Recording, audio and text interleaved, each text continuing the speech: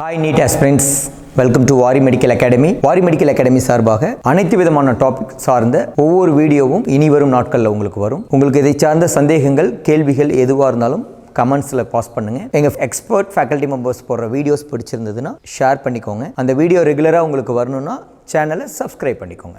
Thank you, wish you all the best. அனைவருக்கும் வணக்கம். இப்போ இதுக்கு முன்னாடி வரைக்கும் நம்ம என்ன பார்த்தோம் அப்படின்னு பார்த்தீங்கன்னா ஊர்வன வகுப்பை சார்ந்தது தான் பார்த்தோம். இப்போ என்ன பார்க்க போகிறோம் அப்படின்னு பார்த்தீங்கன்னா பறவைகள் பார்க்க போகிறோம். சரிங்களா? இப்போ பாருங்கள், இந்த பறவைகளோட முக்கியமான பண்பே என்னதான் அப்படின்னு பார்த்தீங்கன்னா இறகுகள் தான். நம்ம ஊர்வனையும் சரி இதுலேயும் பார்த்தோம் அப்படின்னா நம்மளுக்கு 4 கால்கள் உடையது அப்படின்னு பார்த்தோமா.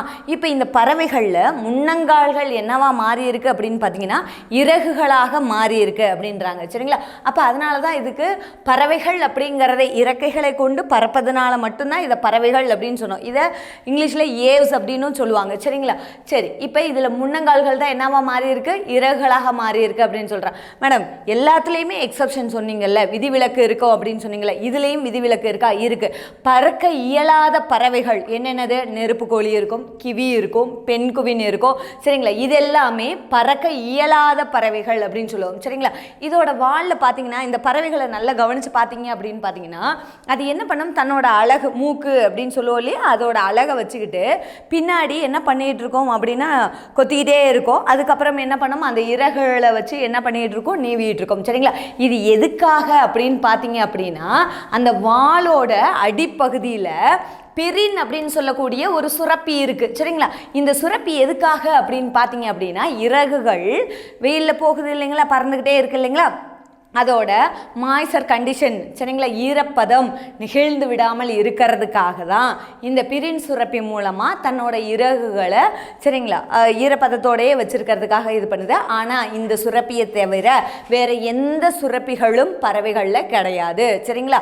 இதில் இந்த இறகுகள், அது மேலே இருக்கக்கூடிய செதில்கள், கால் நகம், அதுக்கு அழகோட மேல் பக்கத்தில் பார்த்தீங்க அப்படின்னா ரொம்ப ஹார்டாக இருக்கும். சரிங்களா? அந்த மேலுள்ள கடின உரை இதெல்லாம் எங்கே இருந்து தான் உருவாகுது அப்படின்னு பார்த்தீங்கன்னா புறச்சட்டகமாக செயல்படுது. இந்த புறச்சட்டகம் அப்படிங்கிறது எதுல இருந்து உருவாகுது அப்படின்னா புறப்படலத்தில் இருந்து தான் நம்மளுக்கு உருவாகுது அப்படின்னு சொல்லியிருக்கோம். சரிங்களா?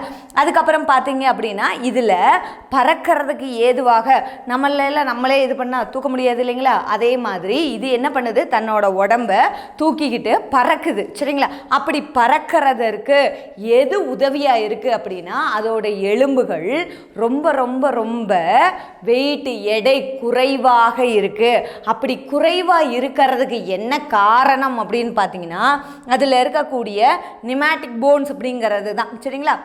இந்த நிமாட்டிக் எலும்புகள் என்ன இருக்கும் அப்படின்னு பார்த்தீங்கன்னா காற்றறைகளோடு இருக்கும். அப்படி காற்றறைகளோடு இருக்கிறதுனால இது என்ன பண்ணுது அப்படின்னா ஈஸியாக பறக்க முடியுது. அது எங்கேருந்து உருவாயிருக்கு அப்படின்னா அகச்சட்டகமாக தான் அதுக்கு வேலை செய்யுது. அகம்னா உள்ள, சரிங்களா, அகச்சட்டகமாக வேலை பார்க்குது. இப்போ இது பறக்கிறதுக்கு தூக்கிட்டு பறக்கணும். சரிங்களா? அதில் பார்த்தீங்கன்னா எலும்புகள், தசைகள் எல்லாமே இருக்கு இல்லையா. அப்போ அந்த தசைகளும் அதுக்கு உதவி புரிந்தால் மட்டும்தான் இந்த பறவைகள் என்ன பண்ண முடியும் அப்படின்னா பறக்க முடியும். அப்போ அந்த தசைகளும் எதனால் ஆயிருக்கு அப்படின்னா 2 விதமான தசைகள் இருக்குது பறக்கிறதுக்கு. அந்த தசைகளுக்கு பேர் பெக்டோரியல் மேஜர் அப்படின்னும் பெக்டோரிஸ் மைனர் அப்படின்னும் 2 தசையால் ஆக்கப்பட்டிருக்கு. இதோட சுவாச உறுப்பு அப்படின்னா முழுவதுமாக நுரையீரல் மட்டும்தான். இதில் இதயம் அப்படிங்கிறது 4 அறைகளை கொண்டதாக இருக்குது. நம்ம முன்னாடி பார்த்தது பார்த்தீங்க அப்படின்னா 3 அறைகள் உடையதாகவும் 3 அறைகளை உடையதாகவும் இருந்துச்சு. இதில் பார்த்தீங்க அப்படின்னா இதயம் 4 அறைகளை உடையதாக இருக்கு. சரிங்களா? 2 ஆரிகள், வலது ஆரிகள் 1, இடது ஆரிகள் 1.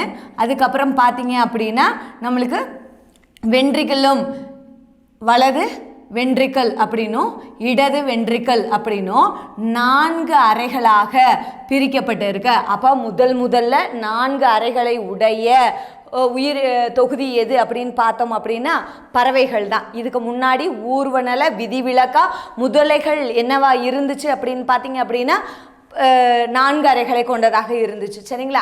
அதுக்கு என்னது விதிவிலக்கு அப்படின்னு சொல்லுவோம். இங்கே வெப்பம் மாறா விலங்குகளாக இருந்துச்சு. இதுக்கு முன்னாடி இருந்தது எல்லாமே வெப்பம் மாறும் விலங்குகளாக இருந்துச்சு. இங்கே வெப்பம் மாறா விலங்குகளாக இருக்குது. ஏன் அப்படின்னு பார்த்தீங்கன்னா இது சுற்றுச்சூழலுக்கு தகுந்த மாதிரி தன்னோட வெப்பநிலையை உள் வெப்பநிலையை என்ன பண்ணிக்காது, மாற்றிக்கொள்ளாது. அதனால் இதுக்கு வெப்பம் மாறா விலங்குகள்னு பேர். இதுக்கு இன்னொரு பேர் ஹோமியோதெர்ம்ஸ் அப்படின்னு பேர். சரிங்களா, இதுக்கு இன்னொரு பேர் என்ன அப்படின்னு பார்த்தீங்கன்னா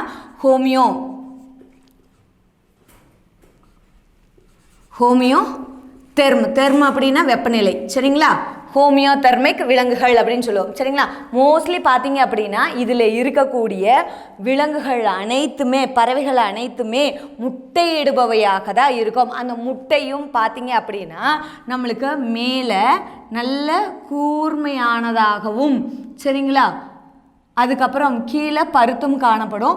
இதில் பார்த்தீங்கன்னா சுவாச துளைகள் காணப்படும் அப்படின்னு சொல்லுவாங்க.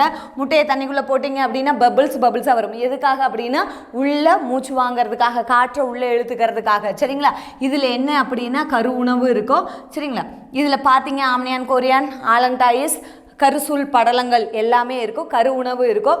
இதில் பார்த்தீங்கன்னா கரு உணவு அதிகமாக சேமித்து வச்சுருக்கிறதுனால இதை மெகாலெசித்தல் முட்டைகள் அப்படின்னு சொல்லுவோம். சரிங்களா, கரு உணவை அதிகமாக சேர்த்து வச்சுருக்கிறதுனால இதுக்கு என்னென்னு பேர் அப்படின்னா மெகாலெசித்தல் முட்டைகள்னு பேர்.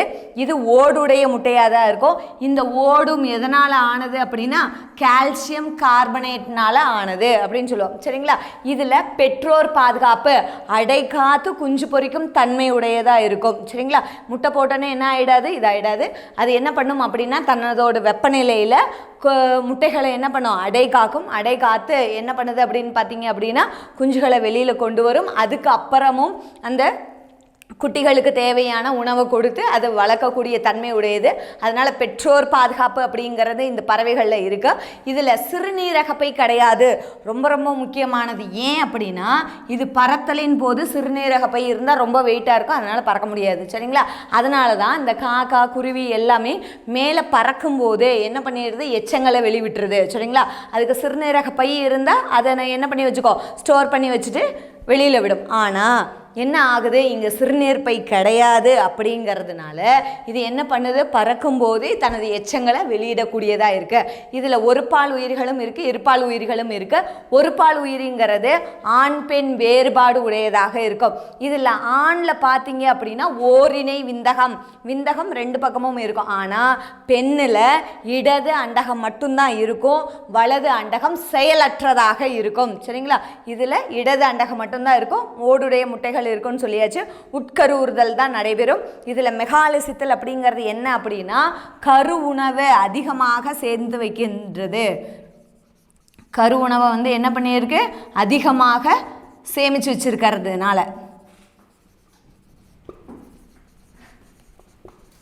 சேமித்து வைத்துள்ளது. சரிங்களா, அதனால தான் இதை என்னன்னு சொல்கிறோம் அப்படின்னு பார்த்தீங்க அப்படின்னா மெகாலெசித்தல் அப்படின்னு சொல்கிறோம். நம்ம முட்டை வாங்குறப்ப பார்த்தீங்க அப்படின்னா அதோட நடுப்பகுதியில் தான் என்ன இருக்கும் அப்படின்னு பார்த்தீங்கன்னா கரு இருக்கும். அதை சுற்றி மஞ்சள் கரு இருக்கும். அதுக்கப்புறம் ஆல்புமின் அப்படின்னு சொல்லக்கூடிய வெண்மையான கரு இருக்கும். சரிங்களா, அதுக்கப்புறம் தான் இது அதை அடை காக்கும்போது கொஞ்சம் கொஞ்சமாக வளர்ந்து என்ன ஆகுது அப்படின்னா ஓட்டை பிரிச்சுட்டு வெளியில் வருது. சரிங்களா, சரி, இதுக்கு எக்ஸாம்பிள் என்னென்னா கார்வஸ், காகம் அப்படின்னு சொல்லுவோம். கொலம்பா அப்படிங்கிறது புறா, சிட்டாக்குலா அப்படிங்கிறது பார்த்தீங்க அப்படின்னா இது எல்லாமே இதோட எடுத்துக்காட்டு அப்படின்னு பார்த்தீங்க அப்படின்னா பறவைகளுக்கு எடுத்துக்காட்டு. எது கார்வஸ், கொலம்பா, சிட்டாக்குலா அப்படிங்கக்கூடியது. சரிங்களா, சரி, இப்போ இதில் நம்ம என்ன பண்ணுவோம், முதல்ல 7 பண்புகளையும் பார்ப்போம் இல்லைங்களா. அதில் இது உறுப்பு மண்டலம் அளவிலான உடற்கட்டமைப்பு உடையதாக இருக்கும். அதுக்கப்புறம் பார்த்தீங்கன்னா உடற்குழி உடையதாக இருக்கும். சரிங்களா, அந்த உடற்குழி அப்படிங்கிறது நம்மளுக்கு உண்மையான உடற்குழி உடையதாக இருக்கும். அதுக்கப்புறம் கருக்கோள அமைப்பு, மூவடுக்கு கருக்கோள அமைப்பு தான் இருக்கும். சரிங்களா, சீலம் அப்படிங்கிறது என்டிரோசீலோமா தான் இருக்கும். சரிங்களா, உடற்குழி அப்படிங்கிறது உண்மையான உடற்குழி தான், ஆனால் அதுலேயும் என்டிரோசீலோமேட்டாக இருக்கும், முதுகெலும்பு உடையதாக தான் இருக்கும். சரிங்களா, இதில் ஏனஸ் ஃபார்ம் ஆகிருக்கிறதுனால இதை டியூட்டிரோஸ்டோம் அப்படின்னு சொல்லுவோம். சரிங்களா, இப்போ இந்த பறவைகளோட சிறப்பான பண்புகளும் பொதுவான பண்புகளும் நம்ம பார்த்துட்டோம். இதுக்கு அடுத்து பாலூட்டிகள் மட்டும் நம்ம பார்த்தோம் அப்படின்னா நம்மளுக்கு என்ன முடிஞ்சுது, நம்மளுக்கு விலங்குலகம் முடிஞ்சுது. சரிங்களா, இந்த வீடியோவெல்லாம் நீங்கள் தொடர்ந்து பார்க்குறது எங்களுக்கு ரொம்ப மகிழ்ச்சியாக இருக்குது. இதில் இன்னும் பாலூட்டிகள் மட்டும் நம்ம முடித்தோம் அப்படின்னா என்ன ஆயிடுச்சு அப்படின்னு பார்த்தீங்கன்னா விலங்குலகம் முடிஞ்சிருச்சு. இந்த வீடியோ உங்களுக்கு பிடிச்சிருந்துச்சி அப்படின்னா லைக் பண்ணுங்கள், ஷேர் பண்ணுங்கள், சப்ஸ்கிரைப் பண்ணுங்கள்.